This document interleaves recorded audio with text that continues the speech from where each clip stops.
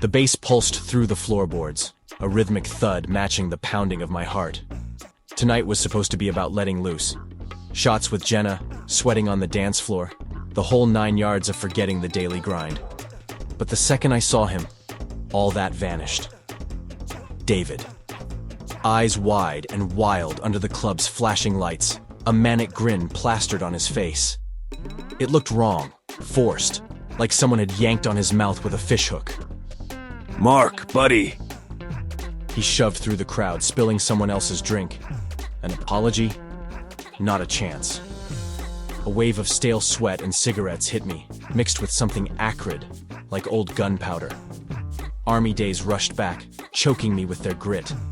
Sandstorms, drills, the sergeant's barking voice, and David's desperate gasps when he couldn't keep up. Didn't think I'd see you here. He yelled over the music. Fancy place for a grunt like us, huh? A grunt. That's all I ever was to him back then. Someone to order around after he washed out. But the look in his eyes wasn't just seeing an old superior. It was hunger. Made my skin crawl. Jenna shot me a worried glance, her hand tightening on mine. My friends always said, Mark, you're too good at reading people. Like it was a curse. They didn't see what I saw in David. A ticking time bomb hidden under a too-tight shirt. Just catching up with an old friend, I lied, tugging my hand free from Jenna's. Everything good with you, David? His fake smile faltered. Great. Well, not great, but getting there. His hand darted out, snagging my wrist. You look good, man. Real good. The touch was cold and clammy, and he held on way too long. When I tugged free, his nails left red half-moons on my skin. So, you're like, security now? David's eyes roved over me, taking in the tailored suit. Big shot, huh? His voice held an edge, a mix of jealousy and something more twisted, like resentment simmering into something ugly. Keeps me busy, I said, trying to sound casual. Must be nice. He sneered. Not scrubbing toilets for a bunch of brass anymore. That memory cut deep. One of David's punishments after freezing up during a training exercise. His face had gone dead white, eyes hollow. The kid had snapped under pressure, but seeing that raw fear had done something to me too. Made me pity him. Hey, listen. I started, not sure what I was going to say. Ask if he was okay? Offer a drink to smooth things over? He cut me off, leaning so close I could smell the sourness of his breath. I need your help, Mark. A chill ran down my spine. Help?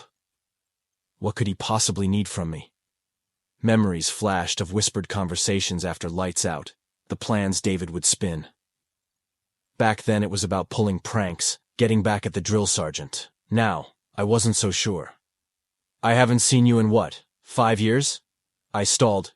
Maybe you've got the wrong guy. David's grin turned predatory. Nah, Mark. Never the wrong guy. You listen. You fix things. Right?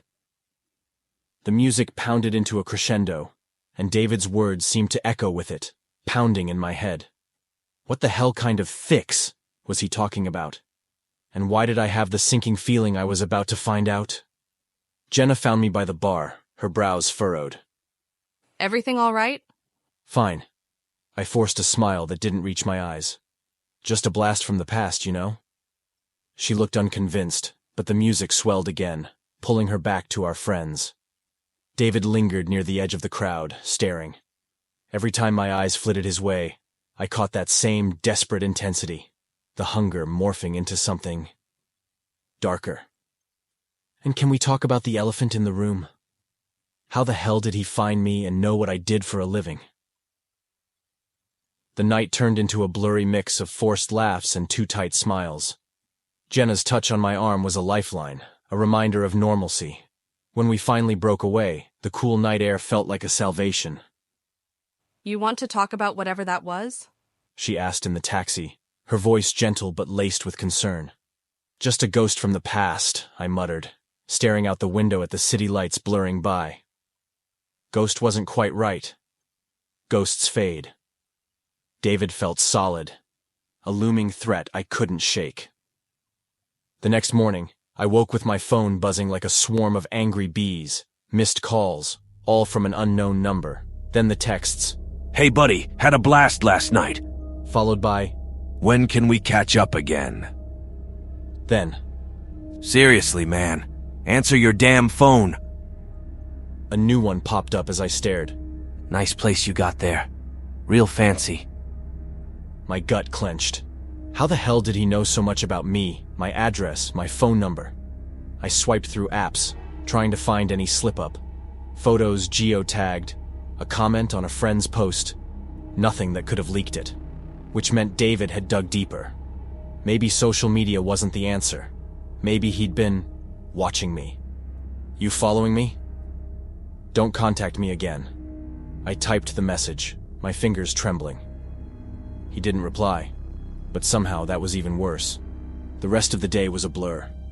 I tried to focus at work. The familiar rhythm of security checks, usually a soothing balm to my mind. Not this time.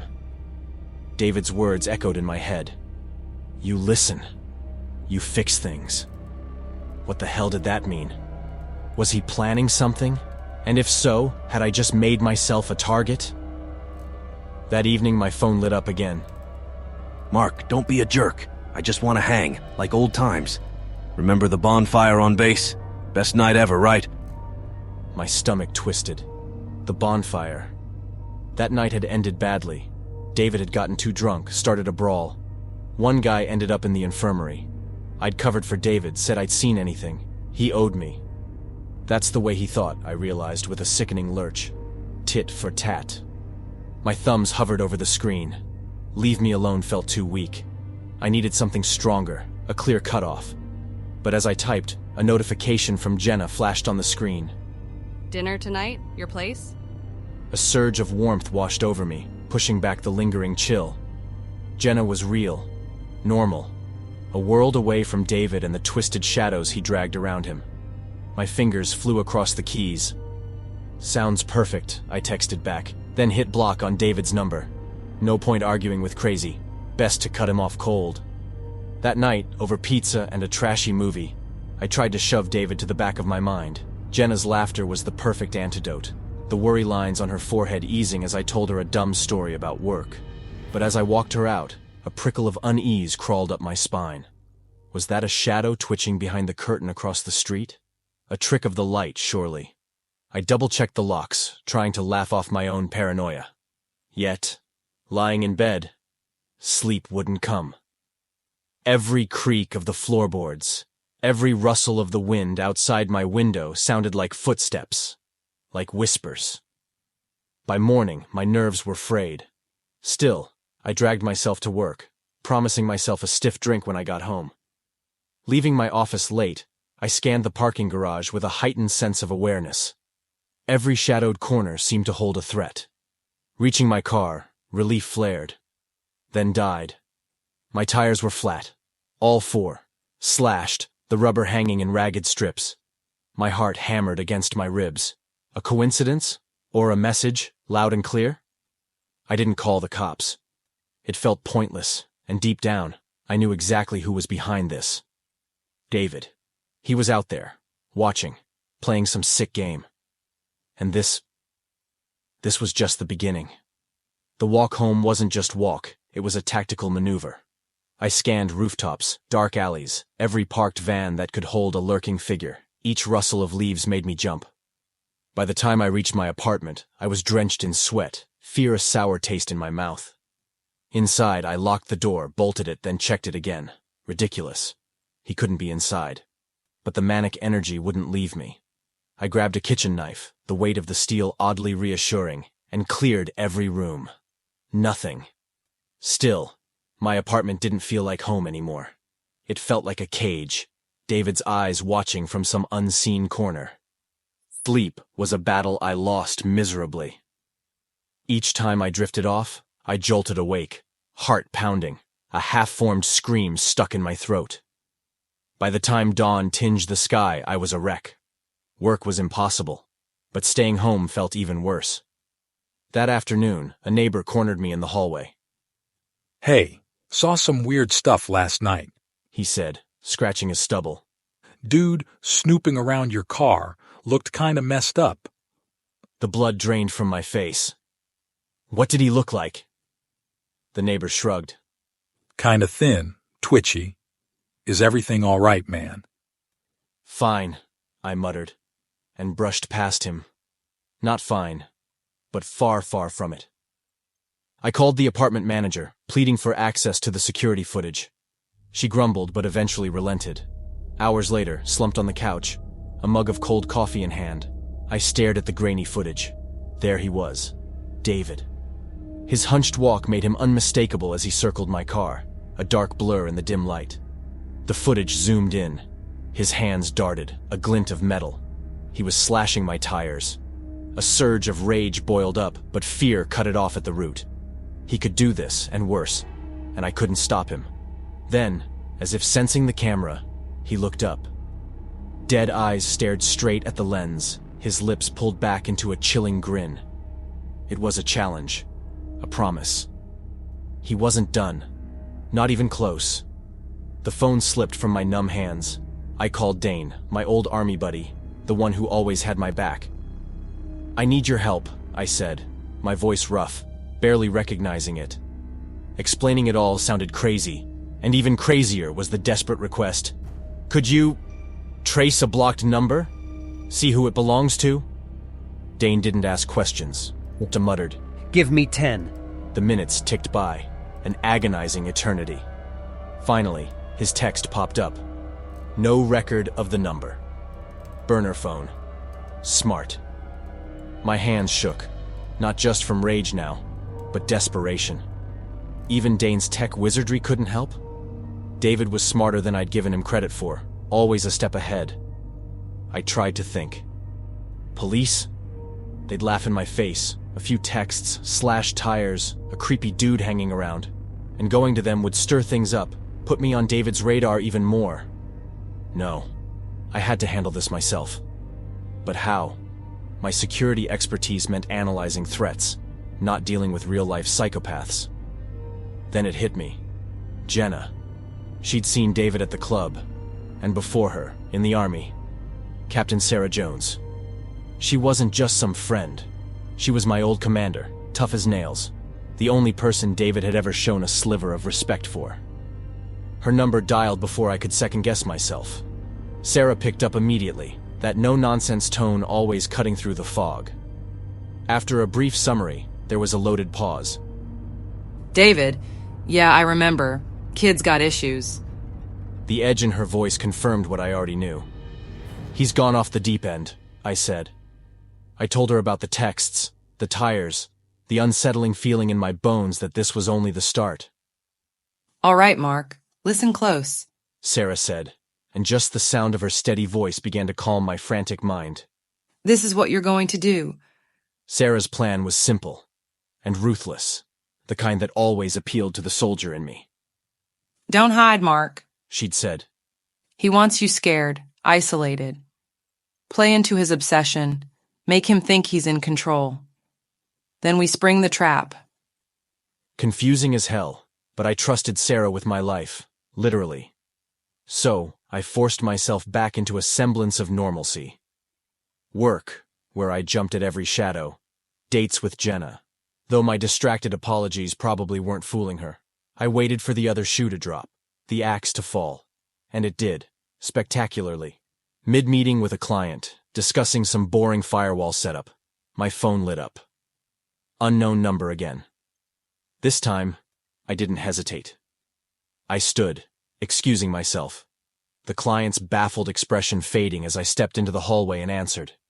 "You think you can ditch me, Mark? Like old times?" David's voice was a hiss, raspy and edged with madness. "Get a life," I snapped, keeping my own voice low but steady. "Play the game, remember?"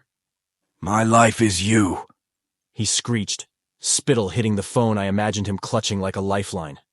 The whispering was gone, replaced by raw desperation. "We got a bond, man. Remember?" Remember? How could I forget the freezing nights on patrol, the punishment drills, and the shared secret that hung between us like a rotten, unspoken promise. Before I could retort, he was talking again, voice barely audible. You left me to rot, but I got out. I made something of myself, and now we can finish what we started. What the hell are you talking about? I said, a chill prickling my skin. What did he mean? Made something of myself. He let out a ragged laugh. Soon, my friend. So soon. The call cut off abruptly. I stared at the phone, my mind spinning. He was unraveling fast. And if soon meant what I feared, I didn't have much time. I needed backup. It was time to bring Jenna into the loop. Telling her was the hardest thing I've ever done. Watching her face pale, the familiar spark in her eyes dimming as I described the texts, the stalking. But when I was done, when the terror had settled in, she didn't run. She squared her shoulders, a flicker of camaraderie flashing in her eyes. We'll get through this, she said firmly. We always do. We always. Jenna was becoming my rock, even amidst this storm of madness. Sarah, when I updated her, was less sentimental, more tactical. Good. We can use that. Keep playing along. Let's see how crazy this reunion he's planning really is. That afternoon, he hit me where I was most vulnerable. My work. He waltzed into the lobby of my company, a deranged caricature of a client. His clothes were rumpled, his eyes bloodshot and darting. The receptionist paled when he demanded to see me, screaming my name across the polished marble floor. Security, bless their hardened hearts, hauled him out before I even got downstairs. But the damage was done. My boss called me in, his concerned frown turning into suspicion. Job security, something I'd always taken for granted, was now teetering on the edge. That night, I went to the police station. They were polite, dismissive. Slashed tires, some creepy texts, a weirdo with a grudge. Not enough for a restraining order, the officer said, his eyes holding the unspoken, "Get a grip, buddy." I left feeling more powerless than ever. On the drive home, a fresh wave of desperation crashed over me. Was Sarah's plan insane? Was I letting a madman destroy everything I'd built? Yet, the alternative, staying passive, waiting for David to escalate, felt like a death sentence. A new message was waiting. Not a text this time, but a link sent to my work email. My hands trembled as I clicked it open. A video, grainy and dark. My stomach lurched. A basement or a warehouse, flickering lights revealing David standing over a battered chair. Duct tape, a gag, and something about the shape slumped in the chair made my blood run cold. A text scrolled across the bottom of the screen. Guess who your old buddies got? Maybe you should be more careful about dropping old friends, Mark. Jenna. Bile rose in my throat. He wouldn't. He couldn't. Right? My frantic calls went straight to her voicemail, again and again. Another text from David. Playing hard to get. That's all right. I understand a good chase. Instructions to follow. You better be quick, Mark. Old friends don't last long. A new link. GPS coordinates. An address flashed on the screen. I punched the location into my phone's map app. A derelict industrial area on the city outskirts. Of course. This was it. The showdown. Sarah's trap. I didn't know if it would work. Didn't know if Jenna was even alive. But sitting and waiting was no longer an option. I grabbed my keys and headed out the door. There were some debts you paid no matter the cost, and some demons you only put down by staring them straight in the eye. The drive was a nightmarish blur. Rain lashed the windshield, the city lights smearing into streaks of panic. My mind raced, a chaotic montage of Sarah's terrified face, David's wild accusations, Jenna's warm laughter. One of them was in David's clutches, and time was ticking down with every passing mile. They were both so precious to me, I wouldn't stop until I got them out of harm's way. I dialed Sarah. Nothing. Panic surged, acidic and burning. She told me she was going to talk to David, set him straight. The Sarah I remembered was fearless, but David was beyond reason now. Had he snapped, hurt her to get back at me? Dane called, his voice crackling through the car speakers. I got it, man. Location's an abandoned factory. Same district as the GPS coordinates. Place is ancient, off the grid. Hasn't been used in years. Is there any way to tell if the video was live? The words tumbled out, rough and desperate. Let me check. Dane was silent for a few agonizing seconds. Uh-oh. Looks like it was routed through a bunch of proxies, masking the origin. But the last hop? It's still active. Weak signal. Probably inside the factory. A flicker of hope ignited amidst the terror. Can you trace it? It's gonna take time, man. This guy might be crazy, but he knows how to cover his tracks. Time's the one thing I don't have, I said grimly. At the next intersection, I ran a red light, earning a chorus of angry horns. Didn't matter. Nothing mattered except Sarah. Reaching the desolate industrial zone felt like stepping into another world. Crumbling brick and rusted metal whispered of forgotten industry. Rainwater dripped from broken gutters, the sound a haunting drumbeat to the frantic rhythm of my heart. My phone buzzed. Dane. Got it! The signal's coming from the main building, ground floor, probably a basement. Armed with that sliver of information, I plunged into the building. The darkness was absolute, broken only by the weak beam of my phone flashlight. The air hung heavy with damp and decay, a metallic tang mingling with the sharp, acrid smell of fear. My own. Each thudding footstep seemed to echo endlessly. Every creak, every flutter of disturbed pigeons sent adrenaline spiking through my veins. I was walking alone into a madman's lair. It was exactly what Sarah had warned me against, yet there had been no other choice. A shape loomed from the darkness, and I flinched violently before realizing it was just a broken piece of machinery, its silhouette monstrous in the flickering beam of my flashlight. I cursed myself for being so jumpy, but fear had burrowed under my skin, tainting every instinct. The signal strength on my phone flickered, growing stronger. I was getting closer. But so was David. The thought of running into him, face to face, sent a tremor through me. Yet the image of Sarah trapped, helpless, fueled a different sort of fire. One born of rage and desperation. A faint glow up ahead drew my eye. A single bare light bulb flickered, casting sickly light on a grimy concrete floor. A chair sat in the center, its high back facing me. Sarah?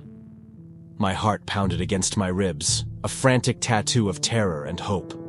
I eased forward, forcing myself not to run, to not alert whatever was waiting. As I rounded the chair, air punched from my lungs. Sarah wasn't there. Instead, a battered laptop sat open, duct tape haphazardly securing its screen. The video of Sarah was paused, her tear-streaked face frozen in silent terror. Looking for someone? David's voice slithered from the shadows, laced with a sickening glee. I spun, flashlight beam finding him. He'd changed. The twitchy desperation was gone, replaced by an eerie calm. His smile, stretched wide across his gaunt face, was the most terrifying thing I'd ever seen. Let her go, I growled, the words barely above a whisper, futile plea against the madness. Let her go? David cackled. Oh, Mark, this is so much bigger than that. This is destiny. We were meant for this, you and me. It's like the old days, but better. There are no old days anymore, I said, trying to keep my voice steady. Buy time.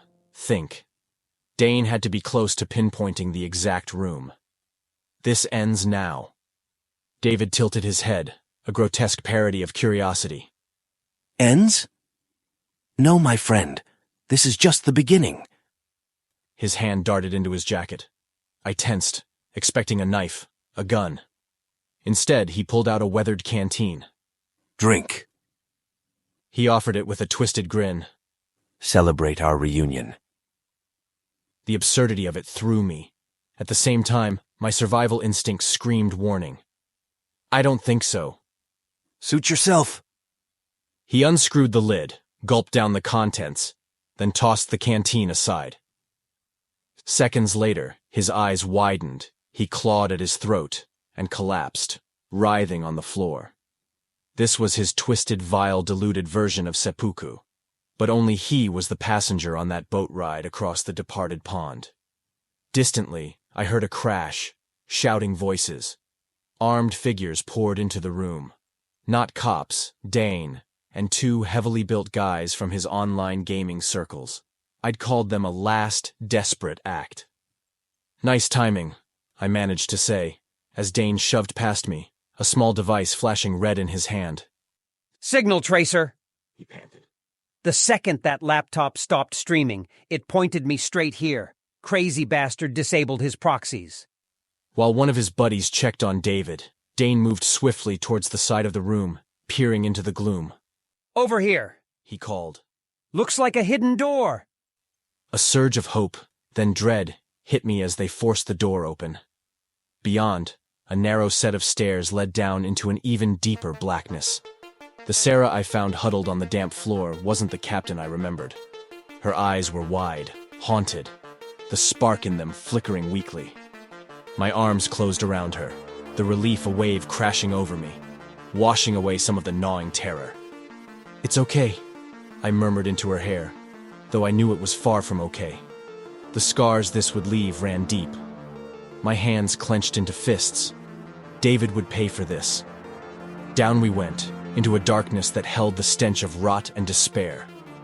At the bottom of the crumbling steps, a single bare bulb cast sickly light on a scene from a nightmare.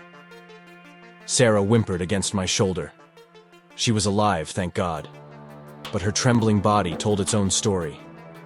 David's twisted games had broken something in her. He kept saying, "The well." She choked out. It's like back then. The well. A knot of ice formed in my gut. It couldn't be. Dane and his crew fanned out, flashlights slicing through the gloom, their eyes wary. Over here. Dane's voice was sharp. Rusted chains, a battered bucket, and yawning, moss-covered brick. The well. It was just like the one in the heart of our old training base. The one I tried to forget.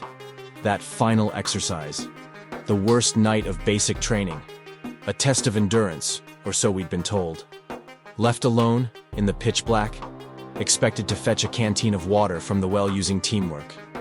David had panicked, dragging me down into its depths. The icy water, the claustrophobia.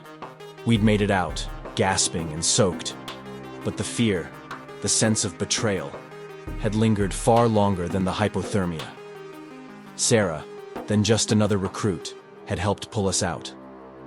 Maybe that's when this started, when the cracks in David's mind began to widen. David was on his feet, his eyes burning with maniacal intensity.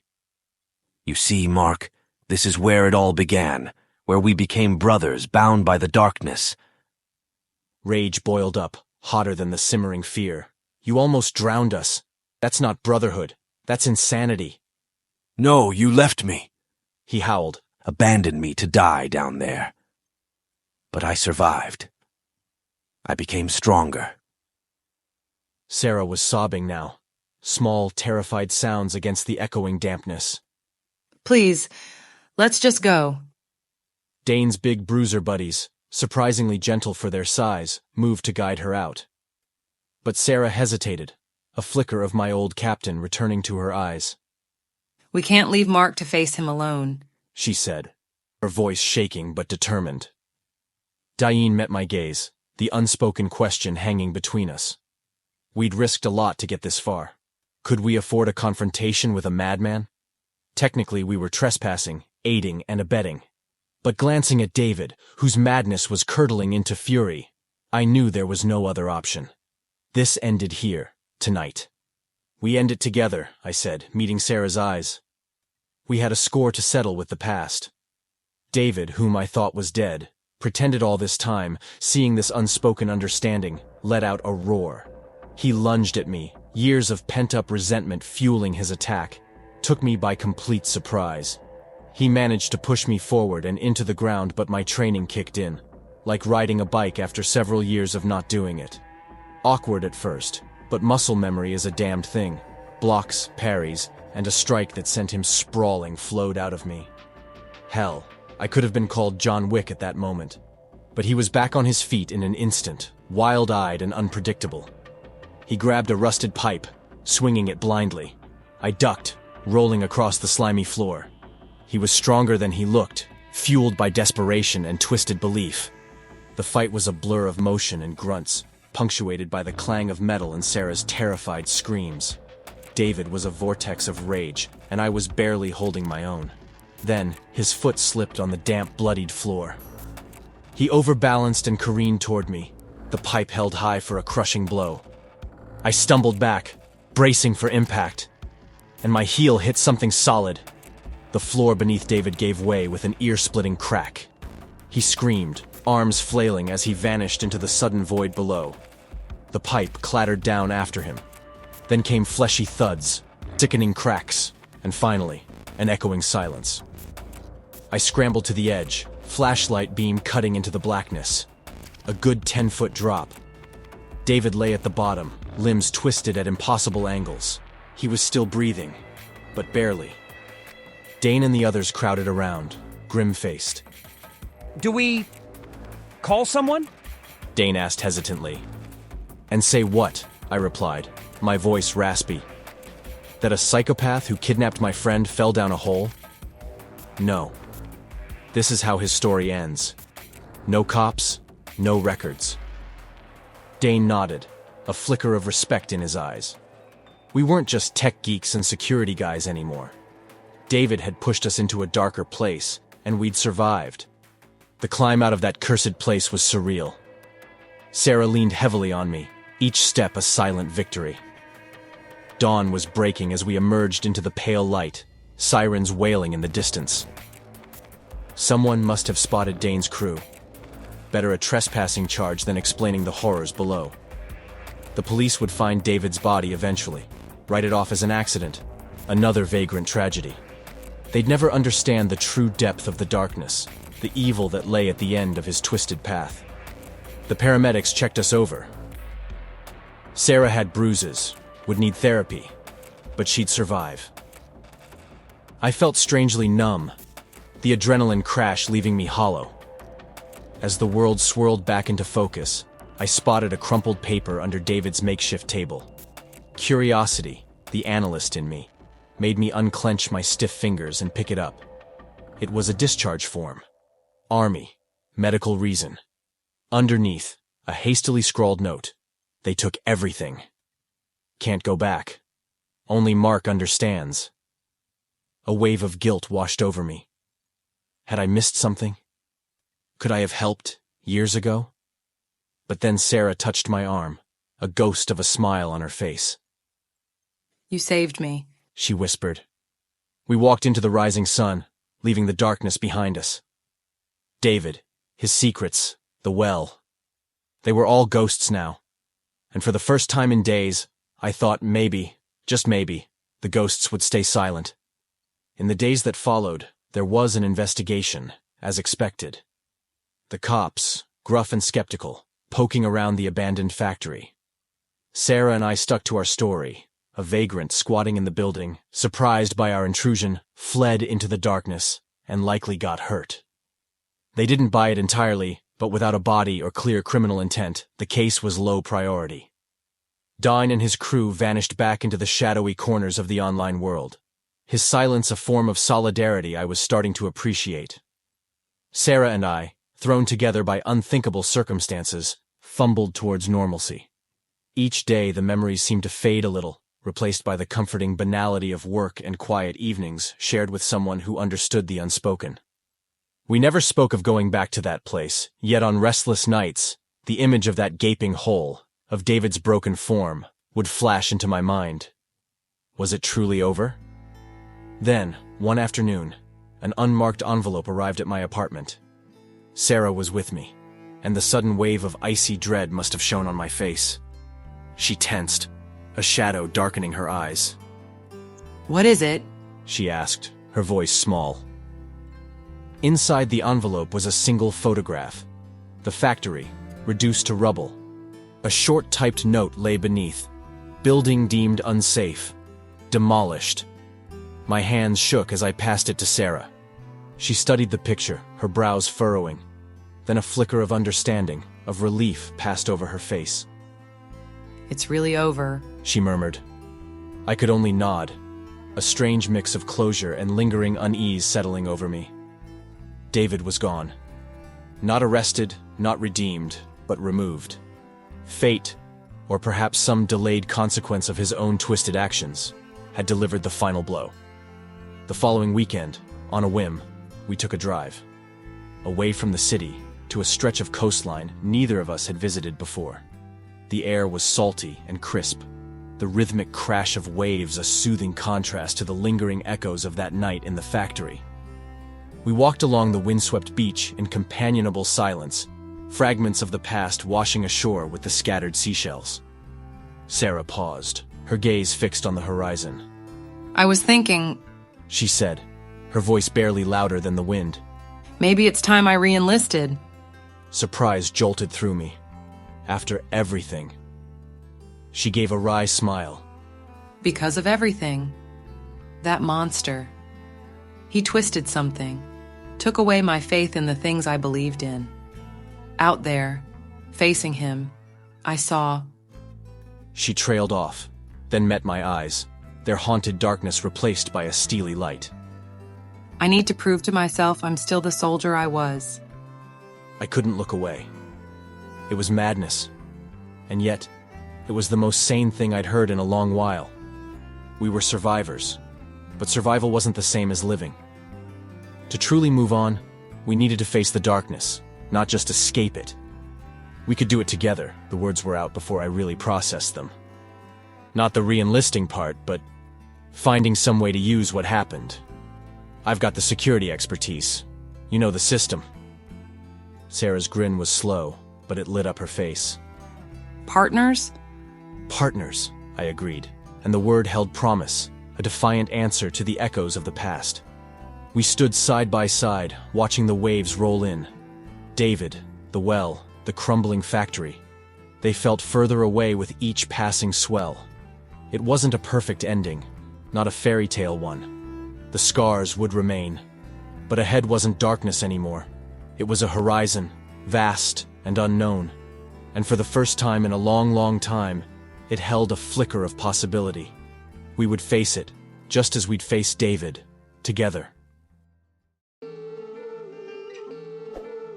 We hope you have enjoyed this episode of Quantum Dispatches and stay tuned next week for another thrilling adventure. Thank you for listening.